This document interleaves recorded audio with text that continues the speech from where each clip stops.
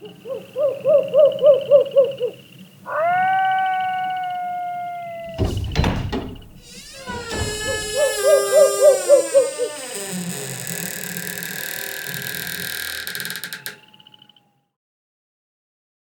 must oil that door.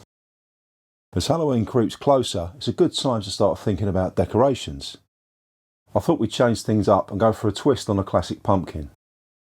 So today we're diving into crafting a Minecraft style jack-o'-lantern, not from pumpkins, but from wood.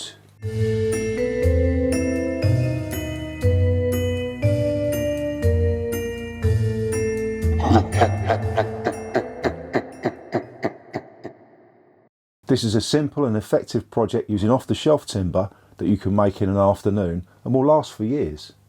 I have some plans for cutting the pieces for the box. Feel free to pause the video and take a screenshot if you like. First thing is to cut our pieces to length.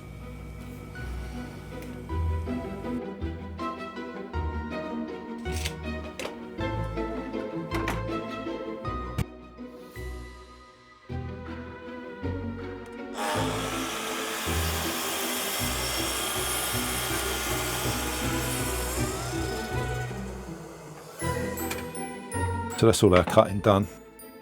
It's got 4 pieces at 150 and 2 at 144. So I'm just going to make a mark on the 2 144 pieces so I know which ones are which. Over to the table saw to cut 2 pieces to 126 millimeters.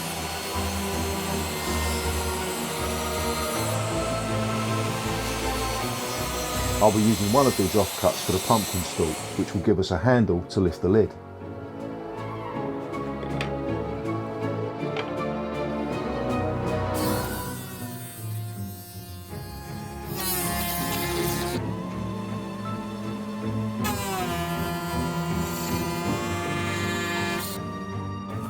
Now we need to stick the pumpkin face on the front of the box.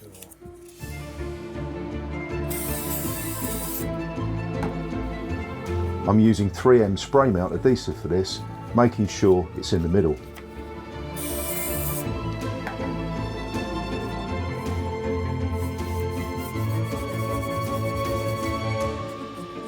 Next, I need to drill starter holes in each of the cutout shapes for the scroll saw blade.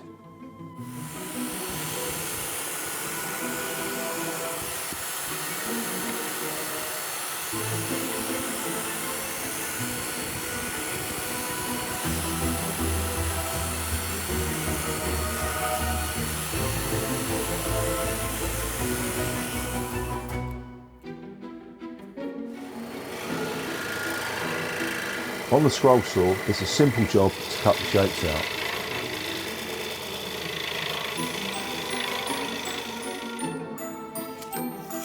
Then peel off the paper and sand off any glue residue.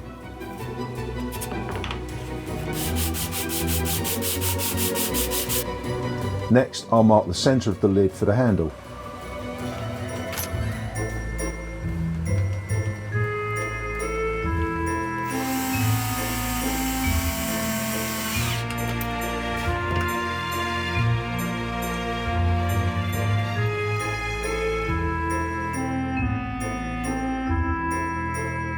Here's where you can start to express yourself and paint the lantern pieces. First, I'm putting on some gloves, black ones of course. I'm starting by painting the inside of the box in a matte black paint so the light wood isn't visible through the holes. You could paint yours orange or even blood red. Here's where I made a mistake. You'll see what it is in a minute, and although no harm was done, it did cause a bit of extra work.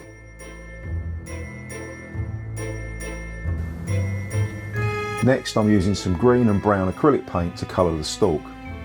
Again, colour yours however you want. Black would also look good, I think.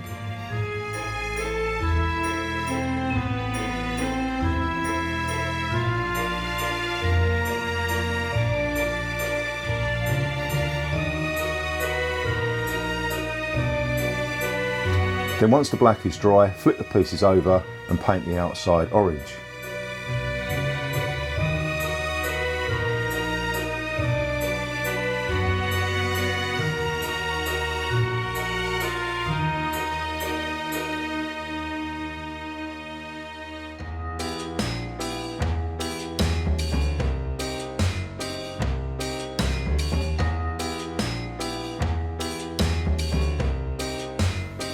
Once that dried, I added a drop of white paint to the orange to lighten it and then dry brushed over it in a few places.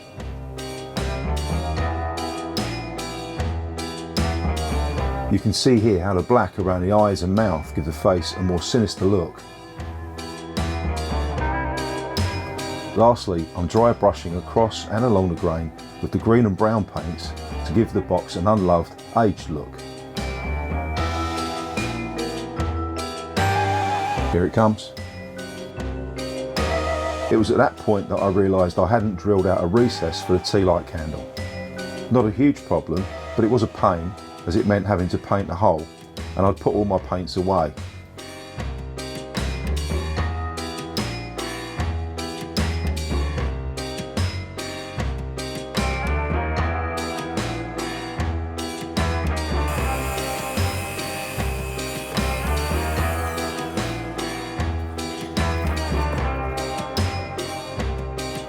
I decided to screw 4 small rubber feet to the base to lift the lantern off the ground out of the damp and mark their positions using a straight edge.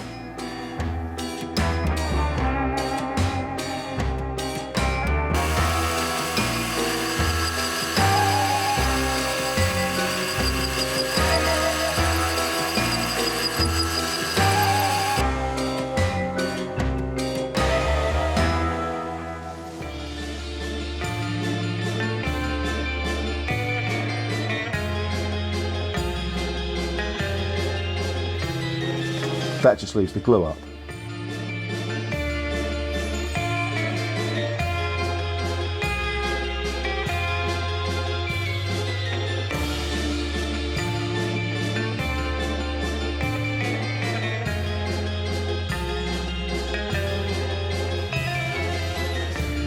Then a couple of clamps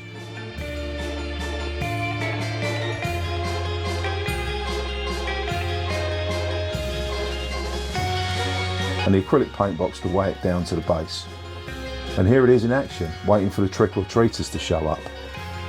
While we're waiting, why not have a look at this video which will show you how to make another project for your home. See you soon.